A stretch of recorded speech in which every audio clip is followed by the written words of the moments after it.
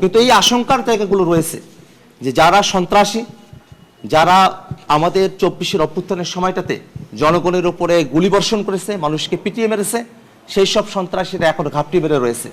সরকার এখনো পর্যন্ত সেই সব আওয়ামী ফেসিবাদী সন্ত্রাসী এবং তাদের দোসরদেরকে গ্রেফতার করতে সমর্থ হয় নাই, তাদেরকে গ্রেফতার করে নাই, তাদেরকে বিচারের আওতায় নিয়ে আসে নাই। এমত অবস্থায় যে কারো পরিণতি শরীফ ওসমান হাদি ভাইয়ের পরিণতির মতো হওয়ার মতো আশঙ্কা বিরাজমান রয়েছে।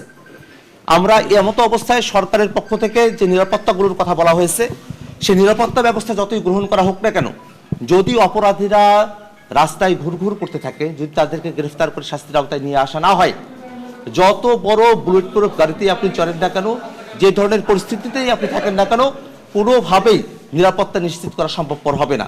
আমরা সরকারের কাছে আহ্বান জানাই, যারা প্রার্থী আছেন তারা, যারা প্রার্থীদের সঙ্গে কাজ করছেন তারা, এবং বাংলাদেশের আপামর জনতা সকলের জন্য সঠিকভাবে শতভাগ নিরাপত্তার ব্যবস্থা জারি করতে হবে।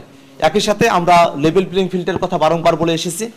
বাংলাদেশের নির্বাচনগুলোতে লেভেল প্লেইং ফিল্ড নিয়ে একটা বড় ধরনের একটা অসামঞ্জস্য পূর্বেকার সময়গুলোতে আমরা খেয়াল করেছি, এবং এবারের সময়টাতেও আমরা সেটা প্রত্যক্ষ করছি।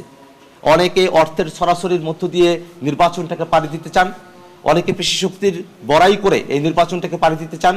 নির্বাচন কমিশনকে এই অর্থের জোরে, পেশি শক্তির জোরে বা প্রশাসনের ভিতরে থেকে যেভাবেই হোক নির্বাচনকে প্রভাবিত করার যত ধরনের ব্যবস্থা রয়েছে তার বিরুদ্ধে শক্ত ব্যবস্থা নেওয়ার জন্য আমরা সরকারের কাছে আমরা আহ্বান জানাই।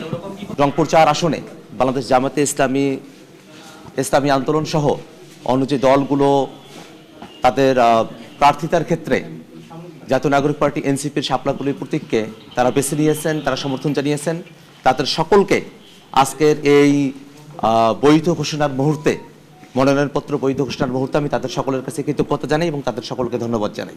সেই স্বৈরাচারকে টিকিয়ে রাখার জন্য সব ধরনের ব্যবস্থা যারা করেছে তারা জাতীয় পার্টির ব্যাপারে আমরা সরকারের কাছে বারংবার আবেদন জানিয়েছি যে যারা স্বৈরাচারের দোসর, যারা ফেসিবাদীদেরকে বৈধতা দিয়েছে, তারা কোনোভাবেই সামনে নির্বাচনে অংশগ্রহণ করতে পারবে না। দুর্ভাগ্যের বিষয় হলো আইনের ফাঁকফোকর রেখে ফেসিবাদের দোসর যারা আছেন তাদেরই একজন প্রার্থী, আমি ব্যক্তির নাম বলতে চাই না, যেহেতু তিনি সেই দলের সাথে সম্পৃক্ত এবং সেই দলের মনোনয়নপত্র তিনি সংগ্রহ করেছেন এবং দাখিল করেছেন, সেই মনোনয়নপত্রের ব্যাপারে যখন রাষ্ট্রীয় সংস্থাগুলোর থেকে আপত্তির কথা বলা হয়েছে, আমি বাংলাদেশের একজন সাধারণ নাগরিক হিসেবেই সেই আপত্তি প্রদানের পর্বে রিটার্নিং কর্মকর্তার কাছে আমাদের বাংলাদেশের সকল জনগণের পক্ষ থেকে এই ফেসিবাদের দোসরের মনোনয়নপত্রের ব্যাপারে আমাদের আপত্তি উত্থাপন করেছি।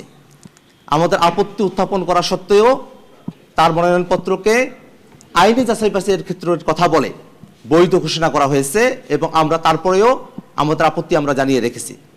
আমরা বাংলাদেশের জনগণের কাছে, বাংলাদেশের সকল রাজনৈতিক দল যারা ফেসিবাদ বিরোধী আন্দোলনে যুক্ত ছিলেন তাদের সকলের কাছে আমরা একটা বার্তা খুব স্পষ্ট করে দিতে চাই।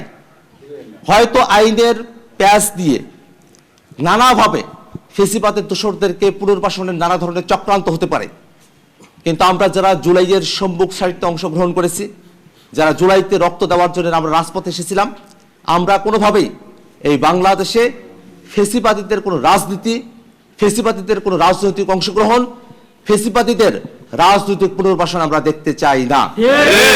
আমরা এই মিডিয়ার মাধ্যমে বাংলাদেশের সকল জনগণের কাছে, বাংলাদেশ সরকারের কাছে, বিশেষত নির্বাচন কমিশনের কাছে ফেসিবাদের দোসরদের ব্যাপারে সিদ্ধান্ত গ্রহণ করে তাদেরকে 24-এর নির্বাচনে অযোগ্য হিসেবে ঘোষণা করার জন্য আমরা জোরালো দাবি উপস্থাপন করছি।